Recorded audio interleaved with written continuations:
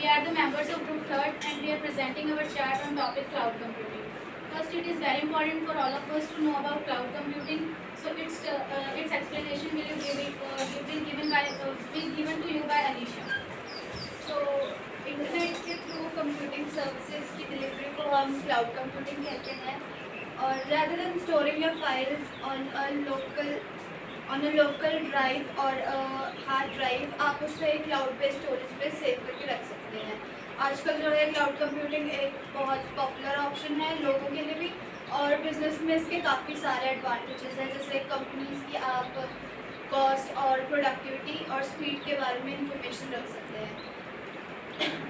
In our day to day life we use cloud computing. अगर आप अपनी query को जो है गूगल पे टाइप करते हैं और उसको सर्च करते हैं तो the computer present on your screen is not the one who finds answer but it travels through internet and through Google's thousands of cluster servers and digs out information and then it gives back to you. Further, cloud computing has various advantages which will be carried out by Shania. Basically बात करें अगर advantages की तो इसमें हमें cloud computing में हमें बहुत कम कॉस्ट में सर्विसेज प्रोवाइड होती हैं।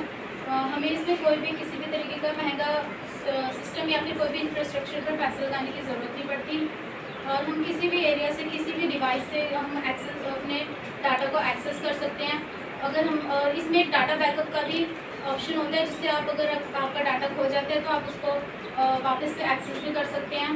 अगर बात करें लोकल कंप्यूटर सिस्टम्स की तो उसमें आपको स्टोरेज बहुत कम मिलती है। अगर आप उसको बढ़ाना चाहते हैं तो वो बहुत मुश्किल हो जाता है, बट अगर क्लाउड कंप्यूटिंग के साथ अगर आप उसको बढ़ाना चाहते हैं तो वो आपकी नीड के अकॉर्डिंग हाई या लो हम कर सकते हैं। और इसमें सबसे बड़ा इसका एडवांटेज यही होता है कि ये हमें बहुत कम कॉस्ट में मिल जाता है। क्लाउड कंप्यूटिंग में फर्स्ट हम लेते हैं पब्लिक क्लाउड। पब्लिक क्लाउड को सिंपल लैंग्वेज में बोला जाए, पब्लिक क्लाउड वो होता है जिसमें हम अपनी इंफॉर्मेशन को पब्लिकली शो कर सकते हैं। उसमें कोई व्यक्ति हमारी इंफॉर्मेशन को देख सकता है या पढ़ सकता है। जहाँ पर पब्लिक शब्द का यूज़ होता है वहाँ पर ग्लोबल का भी यूज़ होता है। Public cloud is developed by globally. Example के रूप में ले सकते हैं जैसे यूट्यूब या फेसबुक। सेकेंड है प्राइवेट क्लाउड। प्राइवेट क्लाउड में इसमें हमारी इंफॉर्मेशन पब्लिकली शो नहीं होती है। इसमें कोई व्यक्ति हमारी इंफॉर्मेशन ना पढ़ सकता है ना देख सकता है। Private cloud are developed by locally. Example के रूप में जीमेल।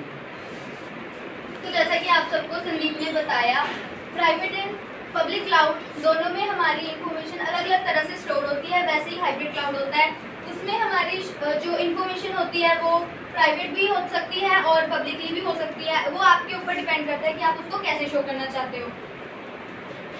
एंड देन उसके बाद आता है डेटाबेस। अब हम जहाँ भी अपनी इंफॉर्मेशन को स्टोर करते हैं वहाँ पे एक डेटाबेस तो होता ही है। वहाँ पे हमारी जो इंफॉर्मेशन होती है वो अच्छी तरह से रहती है और मतलब सिस्टमेटिकली रहती है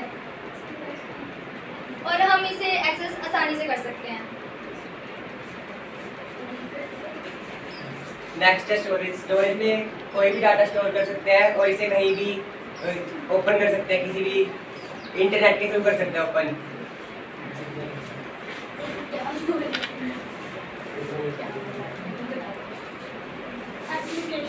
application in account in cloud computing application में हम अपनी सभी जितने भी एप्लीकेशन में डाटा होता है उसे एक्सेस कर सकते हैं। एप्लीकेशन नई टाइप्स की होती है, बिजनेस एप्लीकेशन और data storage and backup application और एंटरटेनमेंट एप्लीकेशन। नाउ जो सर्वर में हमारे जितने भी ऐप्स होती है, जितने भी फ़ोन में हमारी ऐप्स होती है वो सभी एक सर्वर पर डिपेंड होती है और जितने भी हमारी ऐप्स होती है हमारा सर्वर कहीं भी हो सकता है, यूएस में, चाइना में, जापान में, कहीं। और जितनी भी ऐप्स है वो बस सर्वर पर होस्ट करता है जितनी भी ऐप्स को एक्सेस करने के लिए इंटरनेट। इसकी दो चीज़ें रह गई है, वो हमारा एक ग्रुप मेंबर बीच में अटक गया था तो मैं आपको एक्सप्लेन कर देती हूँ। मोबाइल होता है, मोबाइल में हमें क्लाउड कंप्यूटिंग की सर्विसेज प्रोवाइड होती हैं और हम जैसे मोबाइल यूज़ करते हैं तो उसमें जैसे कहीं हम अपना डाटा डालते हैं तो वो क्लाउड कंप्यूटिंग में जाके स्टोर हो जाता है। मतलब हमें मोबाइल में भी कहीं ना कहीं क्लाउड कंप्यूटिंग मतलब अवेलेबल होता है। एंड दूसरा है स्टोरेज।